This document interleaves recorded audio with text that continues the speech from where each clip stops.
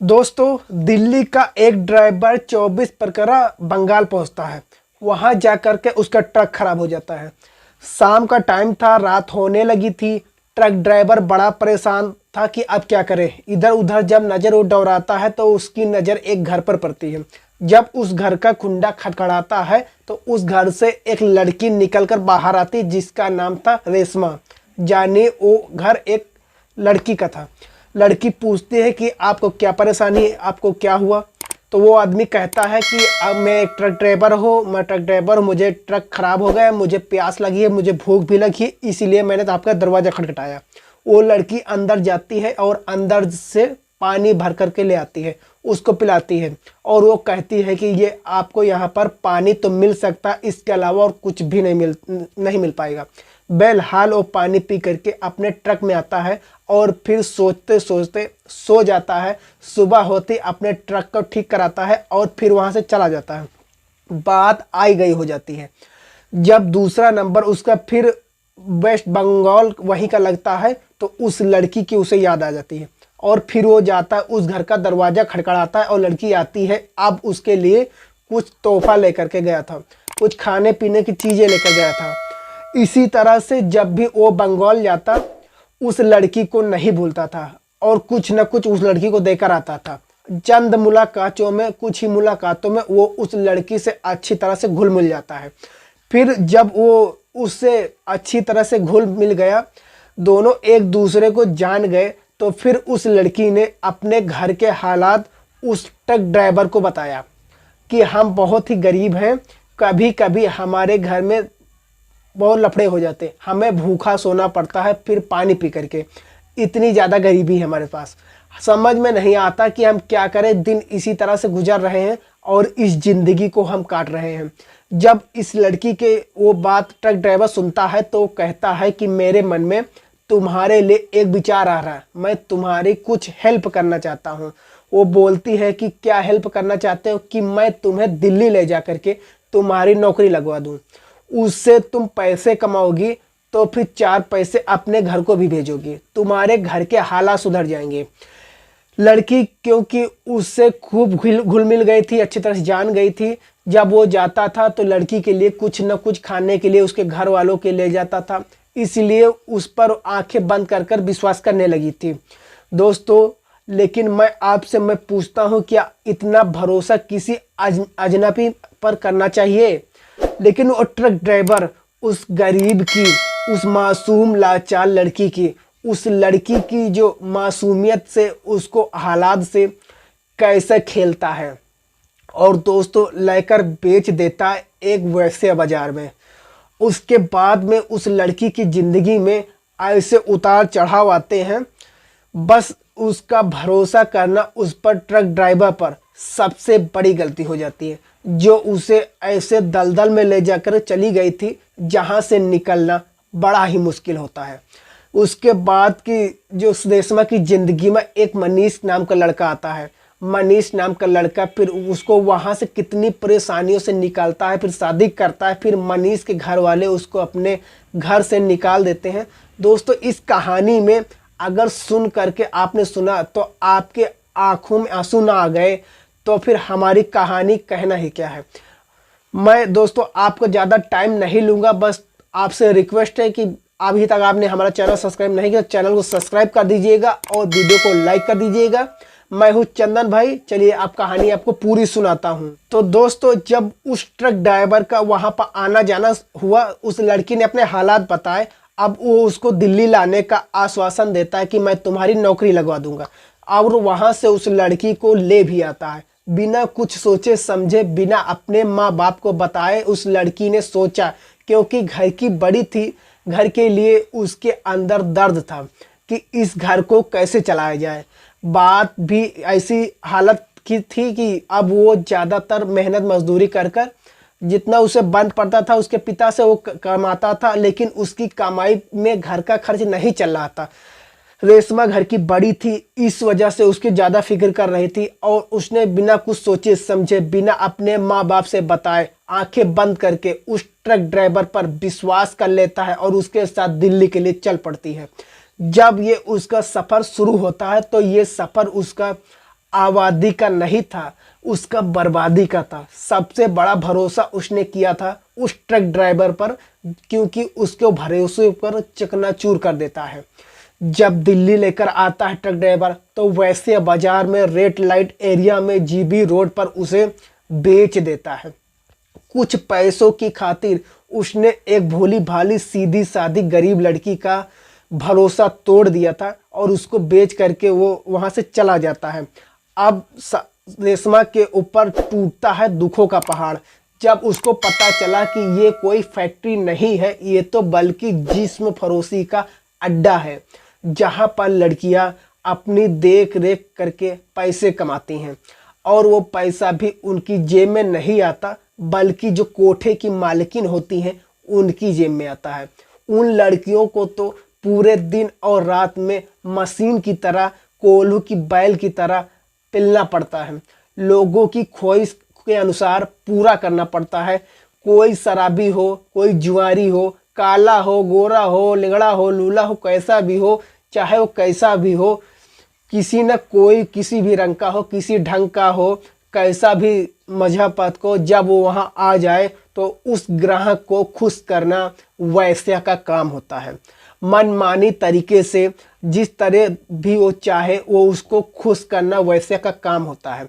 जब वो वहाँ वो आती है, वो अब उसके पास रोने के अलावा कुछ नहीं था दोस्तों। वो रोते रहती है, वहाँ आकर उस मालकिन से हाथ जोड़कर मिन्नतें करने लगती है कि मैं धोखे से यहाँ लाई गई हूँ, मैंने किसी पर भरोसा किया था और मुझे वो दिल्ली लेकर के आया था नौकरी लगवाने के लिए। मैं बहुत ही गरीब घर से हूँ और एक मुसलमान परिवार से हूँ, मुझे छोड़ दो और मुझे जाने दो, मैं इस काम को नहीं करूँगी।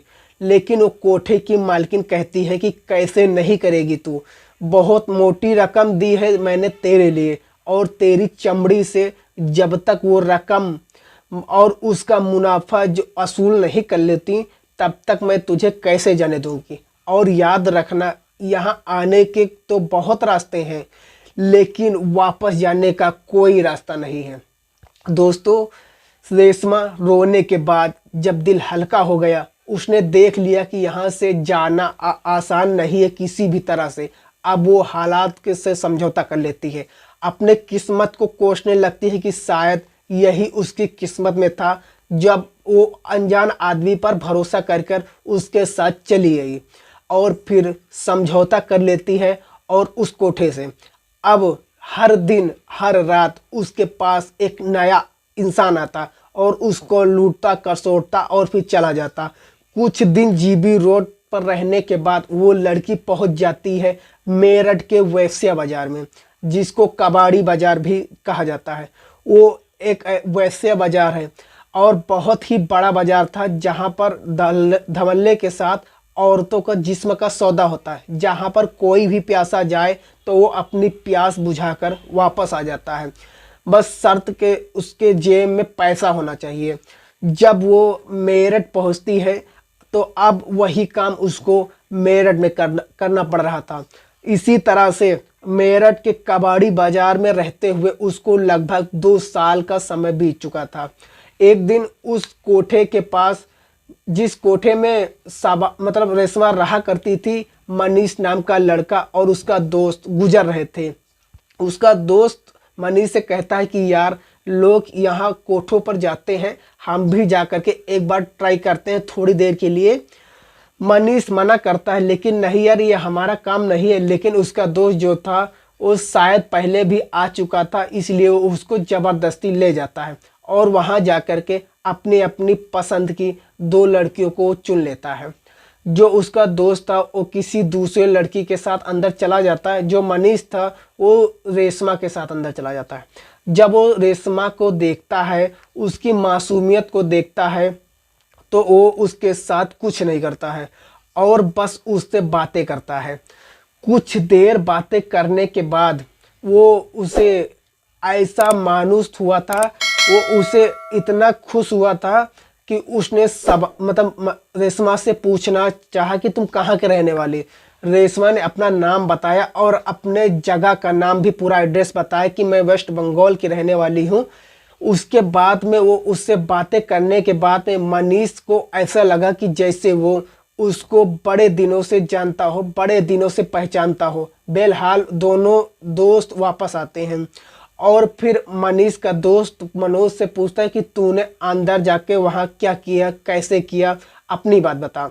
तो वो कहता है कि मैंने कुछ ऐसा खास नहीं है। बेलहाल वो बात को टाल देता है। मनीष का दोस्त अपनी बात बताता है कि मैंने तो ऐसे किया वैसे किया। बेलहाल बात आई गई हो जाती है। उस दिन के बाद मनीष को ऐसा लगा कि जैसे कि हर वक्त रेशमा उसके दिलो दिमाग में छाई रहती है। अब उसकी मासूम लड़की का चेहरा उसके दिलो दिमाग में हर वक्त सामने आता था। अब उससे मिलने की उससे तड़प सताने लगती है।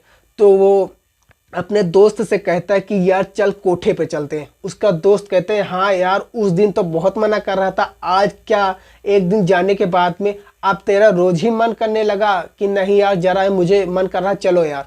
बहरहाल वो चले जाते हैं। फिर जा कर के उसका दोस्त, हालांकि खास करके जो मनीष गया था, तो उसने रेशमा को ही पसंद किया और फिर उसके साथ अंदर कमरे में बंद हो जाता है। लेकिन आज भी उसके साथ कुछ भी नहीं करता है और सिर्फ बातें करता है और इधर उधर की बातें, उसके घर की बातें, अपनी बातें, इधर उधर की बातें वो बता देता है। लेकिन एक दोनों मन ही मन चाहने लगे थे। दोबारा फिर वापस आ जाते हैं। फिर इसी तरह से अब जितनी बार वो उससे मिल रहा था, पहली बार मिला तो उससे मिलने की तड़प कुछ बढ़ी। दोबारा जब मिल कर के आया तो अब रेशमा से मिलने की तड़प मनीष को ज़्यादा तड़पाने लगी। तो वो तीसरी दफ़ा पहुंच गया तो अब तो वो अकेला ही जाने लगा। इधर कोठे की मालकिन जो थी वो समझ रही थी मनीष के हाव भाव को देख करके कि यहाँ पर ये आता है और सिर्फ एक लड़की को ही पसंद करता है, उसी के साथ जाता है। अब उसने रेट भी उसके बढ़ा दिए थे क्योंकि जो मनीष था वो पेशे से मजदूर था, कोई बड़ा बिजनेस मैन, किसी बड़े बाप की औलाद तो था नहीं, एक मेहनत मजदूरी करने वाला लड़का था। लेकिन उसके प्यार हो गया था रेशमा से। और वो कहते हैं ना, जब प्यार किसी से हो जाता है तो उस प्यार में किसी भी हद तक गुजर जाता है। इसी रेशाओं के ऊपर आपने पिक्चर देखी होगी, कुछ दिन पहले सलमान की आई थी बागी पिक्चर। उसके बाद में फिर संजय दत्त की सड़क आई और ऐसी बहुत सी पिक्चर आपको मिल जाएगी कि एक लड़के को कोठे वाली से प्यार हो जाता है और बहुत सी जिंदगी में बहुत सारी उतार चढ़ाव आते हैं। लेकिन दोस्तों अब कोठे की मालकिन जो थी, मैडम जो थी वहाँ की, उसको शक होने लगा था कि आखिर एक ही लड़की के साथ ये बार बार ये लड़का क्यों जा रहा है, क्यों वो उसको रेट बढ़ा देती है। फिर अब उसको रेट दे पाना उसके बस की बात नहीं थी क्योंकि मजदूरी में वो इतना पैसा नहीं कमाता था जो मैडम की ख्वाहिश पूरी कर सके। अब उसने अपनी मेहनत को डबल कर दिया था। रात की शिफ्ट में भी वो काम करने लगा था। वो ज़्यादा पैसा कमाना चाहता था और किसी भी हालत में वो रेशमा को हासिल करना चाहता था। अब वो रेशमा से जब तीसरी बार मिलने गया तो उसे बता देता कि रेशमा, मैं तुमसे प्यार करने लगा हूँ। अब वो उससे पूछता है कि तुम भी मुझसे प्यार करती हो। रेशमा कहती है, एक वैश्या की जिंदगी में प्यार नाम का शब्द तो है ही नहीं, हम तो बस लोगों की प्यास बुझाने के लिए हैं। आप यहाँ आते हो, मुझे अच्छे लगने लगे हो, इसलिए कोई शक नहीं इसमें, लेकिन मैं किस तरह से तुम्हारे ऊपर भरोसा करूँ। तुम प्यार करने की बात कर रहे हो, मैंने एक आदमी पर, जो कि बुजुर्ग आदमी था, लगभग 50-60 साल का उम्र का था, मेरे बाप की उम्र का था, उस पर मैंने भरोसा किया। उसने मुझे कोठे पर लाकर बैठा दिया।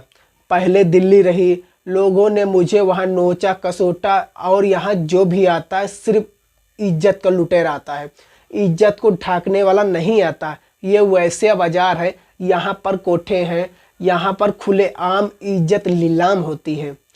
कोई भी वैश्या लड़की अपने मन से वैश्या नहीं बनती। मेरी तरह जो यहाँ पर कोठे पर लड़कियाँ हैं, मेरी तरह ये भी इसी तरह से आई होंगी।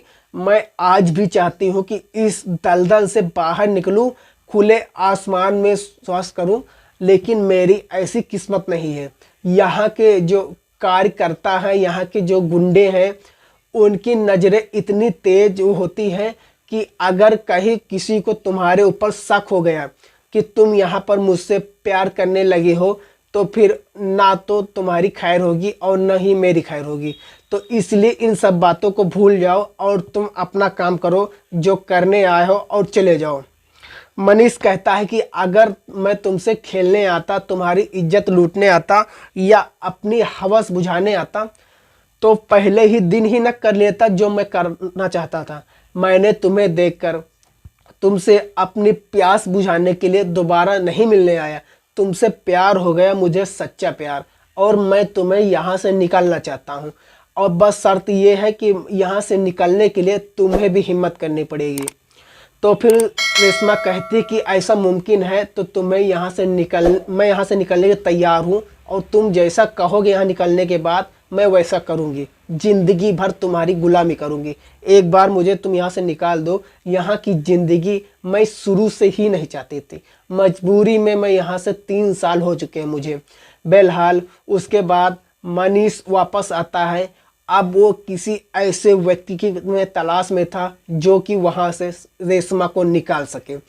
फिर उसे एक सोशल एक्टिवेट NGO चलाने वाली मैडम का पता चलता है और उनके पास जाता है, उनसे मिन्नतें करता है, खुशामद करता है कि मैडम, एक लड़की ज़बरदस्ती कोठे पर लाकर बेच दी गई है। मैं जब वहाँ गया, उसको देखा, उसके हालात सुने और मैं उससे प्यार करने लगा हूँ। दोस्तों, ये रहा कहानी का पहला पार्ट। वीडियो बहुत लंबी हो जाएगी, इसलिए इसका दूसरा एपिसोड हम कल अपलोड करेंगे। तो कैसा लगा कहानी आप कमेंट में ज़रूर बताइएगा। हम मिलते हैं दूसरे एपिसोड में, तब तक के लिए जय हिंद, वंदे मातरम।